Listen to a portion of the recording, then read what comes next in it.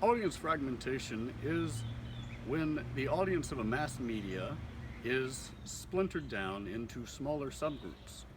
So, we discuss this through class by looking at a case study with magazines. Magazines were once general interest magazines, and they appealed to a more national audience. Now the content they provide has been niched down to appeal to more specific and smaller audiences. This is frequently associated with the diversification of mass media. The case study that our group chose to look at was that with the medium of TV. 50 years ago, there were three major broadcasting networks: ABC, CBS, and NBC. So one could assume that the majority of content that Americans were taking in was similar, if not the exact same. 50 years later, there has been a proliferation of cable TV channels as well as means by which one can watch TV. So, with that, audiences have more agencies that they can choose from than ever before. Which takes us to our case study. After the divisive 2016 election, Josh Katz from the New York Times wanted to examine the link between politics and culture, specifically that of television and politics. So he says that something that was once our great unifier is now amplifying our divisions.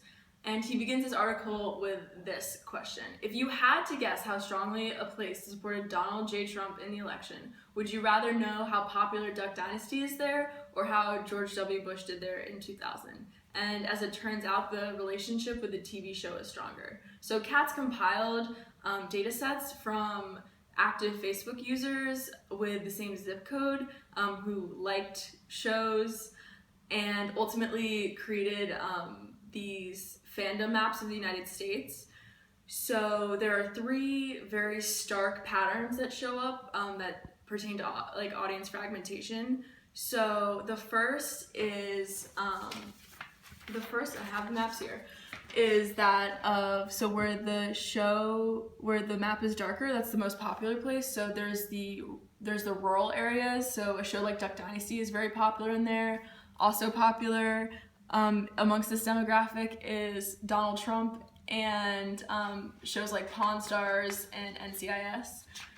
The second division that was found was of cities and their suburbs. So The Daily Show, which definitely has a more liberal tilt, is very popular in, bigger cities. And then the final division that was found was the Black Belt, which is, the Southeast, as seen in the demographic map of Love and Hip Hop. So, in conclusion, this case study is a prime example of the ways in which audience fragmentation can be used to show correlation between media and beliefs. This is helpful and important to journalism because, as public servants, it is essential for the media to understand consumers in order to provide the optimal experience.